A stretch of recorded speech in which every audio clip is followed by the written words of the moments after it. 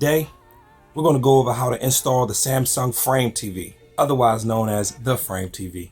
All right, let's do it. First thing first, we want to unpackage the box and grab the contents. Now remember, on most large TVs, the box actually comes over the TV. There you'll find the One Connect box itself and the wall mount that comes with the TV.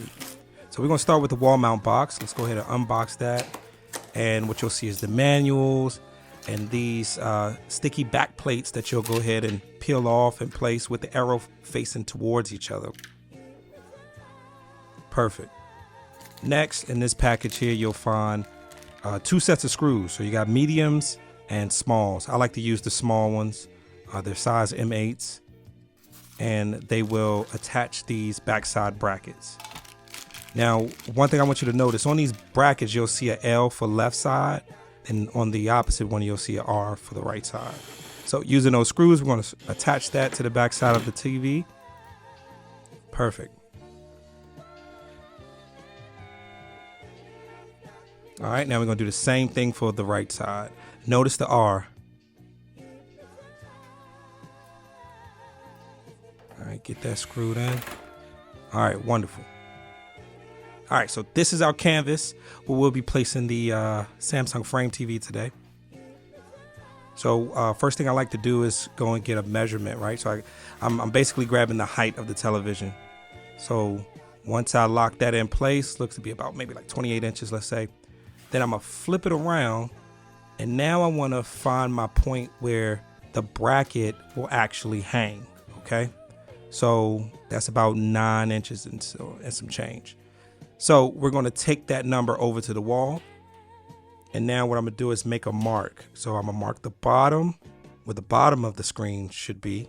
And then I'm also going to mark the point where the bracket should be. All right. And then what I do is that point, I like to place a check mark so I don't accidentally get mixed up with which point I made. So now we're going to measure the width of the mantle to find the center of the actual mantle. And then I'll go ahead and draw a line for the center. So you can kind of see there where our point is and where the center is. All right, so now we're gonna go back over to the TV.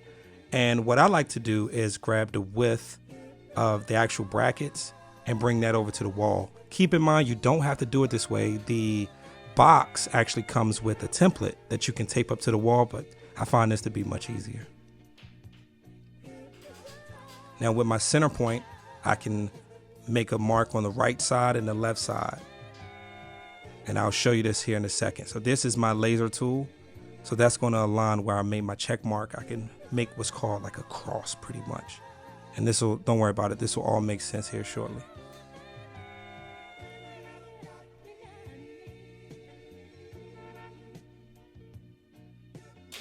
All right, so there is our center point of the wall, and then there you can see the vertical line is basically the middle of our bracket, and then the horizontal line is where the bracket that we'll attach to the wall, where that needs to be. So now I'm gonna grab my stud finder, and we're just gonna canvas over those spots and figure out if there's any studs in that area where the brackets will go. Please note, the Samsung Frame TV has 2 brackets.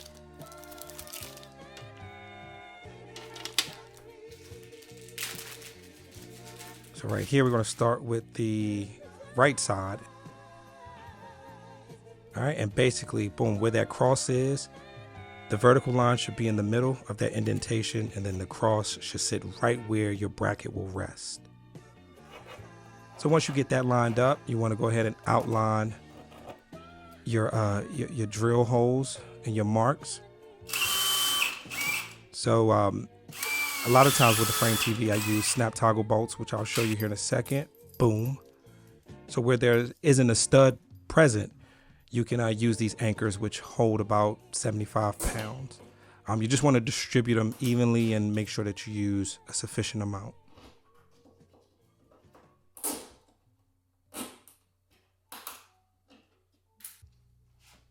All right, so you take your bracket and the screw, and then what I'm doing is just kind of placing them now, just a temporary placement. All right, now we're gonna go back into the bracket, grab the screws that come with it. Now, one thing you'll notice with these screws, they look like Phillips, Phillip head screws, which they are, but they can work in your bit. And that is a 1/2 inch bit.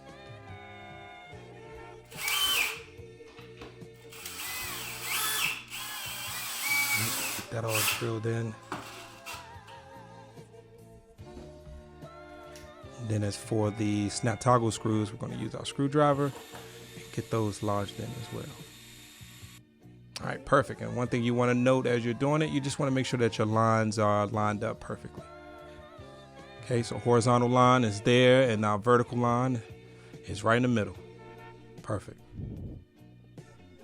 All right, so we're going to go the extra mile here, and the client would like to have the One Connect box placed in the wall. Now, this is very popular, so I have a lot of people asking for this when capable of doing it. So basically, I grab the box. You want to make your outline, and then here I have my drywall cutter or drywall saw, and I'm pretty much cutting out that piece of drywall.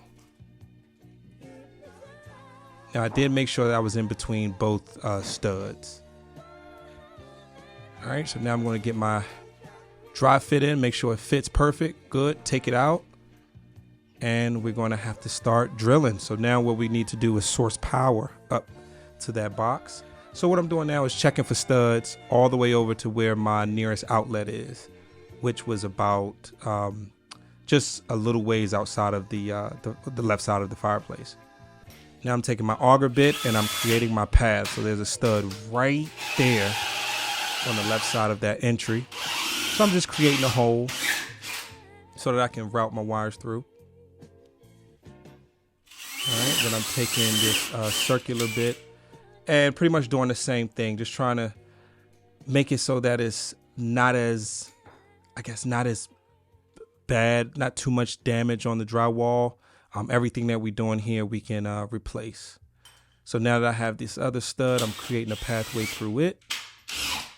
And we're pretty much just going to snake it on down to the next stud so that we can get across it and into our outlet.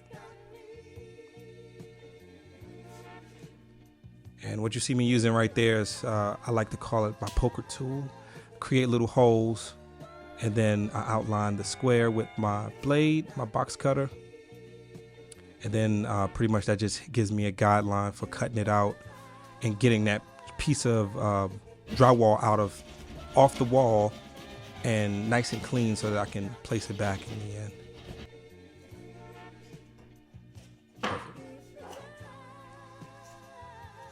On this next part, you're going to see that I'm going to draw a up arrow on it so that I know how to fit it back in.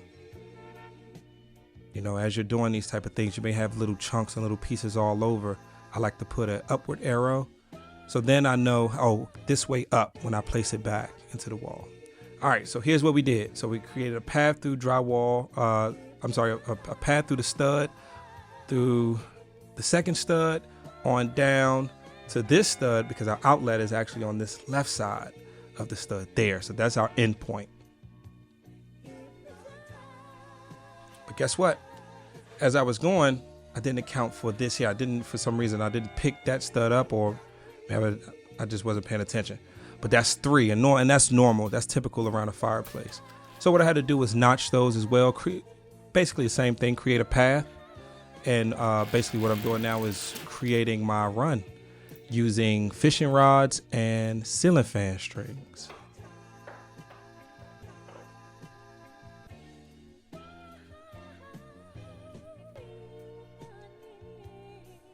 All right, so this is the part where you kind of got to go fishing.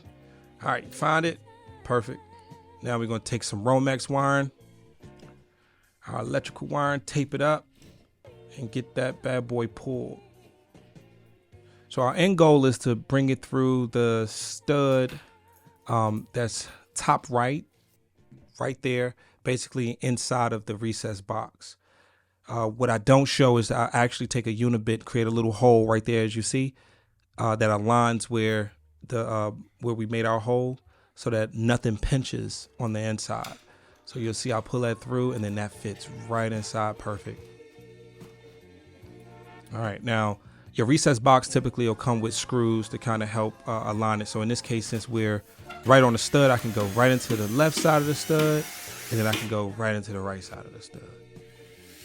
That'll keep it in place, keep it locked in, keep it nice and clean and flush with the wall.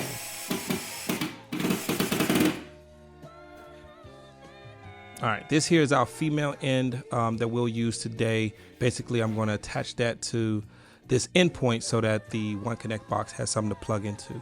If you want to see how to install an outlet, I have some videos on those as well. Link is in the description.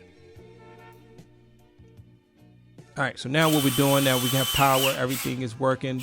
I am placing Humpty Dumpty back together. And this is just putting the wall back in and making sure that my drywall screws are aimed up towards the fat part of the stud or where I know there's no wire.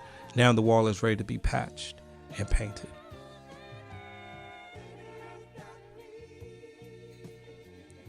All right, and if you ever need to access it, I left a little access grommet.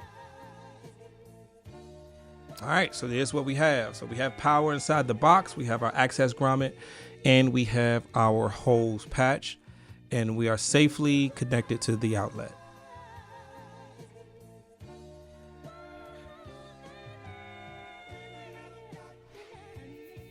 All right, so now for the One Connect box, we're going to go ahead and get that packaged and opened up. Now for this, typically I like to use Velcro. You can use zip ties if you like, but what I'll show you is my method. My method is Velcro. Take a pretty long piece. I like to get the heavy duty one and pretty much just attach that bad boy right inside the recess box.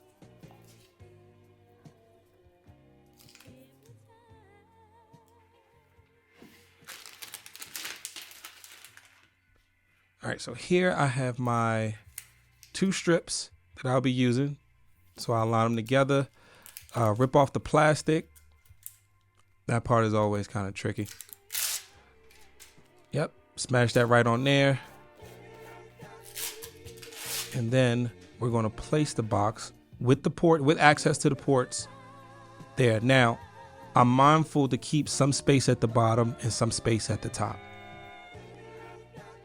Right, and reason why is because you do have some ports there, like USB ports. If you want to use it, you may have to use an adapter, but it's there. And that's the great part about Velcro, is that you can just peel it off if you need to access it. All right, so then we got the power cable plugged in, and now we have the One Connect power cord, power and video cord. That pops into the One Connect box. All right, and one thing I like to do is kind of try to keep the wires as neat as possible and utilize the ties that comes with the cords. Pretty helpful. Now we're going to attach the frame, no pun intended, but this is the frame for the recess box. Go ahead and attach the frame. That'll also come with some screws that you'll screw in place to kind of hold that frame tight. So what you see, I'm looking for the side in which it goes in, which is the little side. All right, so far so good. All right, so then it comes with these covers. So the covers just kind of snap in place. So what I'm gonna do is just pull through the One Connect cord, snap those 2 in place like that. Make sure I have enough slack to plug it in. Yep. Perfect, and then we'll place the top piece on. Clean.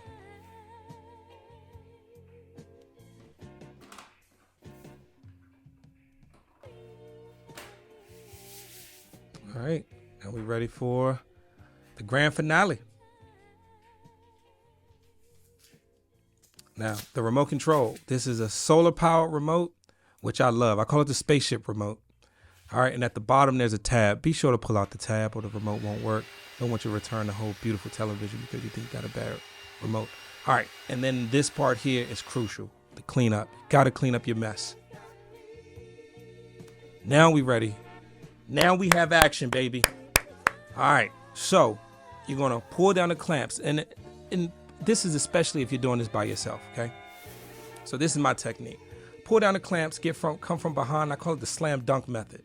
So what I do is I go in that left one. You can't really see, but once I get that left one on, or the left one that's nearest to us, I get that on, and then I'm balancing. I'm doing like a balancing act on the right side, and then I could go on the right side and boop, just pop it right in place. So once you get one hook on, you're pretty much good. It's like the other hook will serve as like having a second person. I mostly work solo, so you got to come up with clever techniques. All right, now we're gonna pop off the cap, and see there it says TV. You want the part that says TV should be facing the wall. So this is how you'll enter it in, pretty much into the backside of the TV. Now you can practice this part before so that you know what you're looking for or feeling for. But I do so many of them that I'm pretty accustomed to it. All right, we have a red light right there on the right that indicates we have power. Now, here's what's cool about that remote. The TV works off, the remote works with RF, radio frequency. It also has a Bluetooth. It's also built in Bluetooth as well. And it has, the TV has IR. But the great thing about it is that whatever you command to the television, the red dot there, it'll then send that information to the box and to whatever you have connected to the box, i.e. Fire Stick, Apple TV, cable box, you name it. Perfect. Get the TV leveled. We're there. Grab your remote, power it on. And I mean, that's it. That's it. We have the frame. That's how you install a frame with a recess box. Hope you guys enjoyed that. All right. Welcome. Experience state of the art with the frame. Marky, take us home. Oh, I hope y'all enjoyed that. So that's how you install a Samsung Frame TV. And if you got any questions whatsoever, feel free to leave a comment or shoot me over an email or whatever the case may be. I'll be more than happy to answer your questions. All right. All right. I'll be right back. I got to set up this Sonos and yet another TV.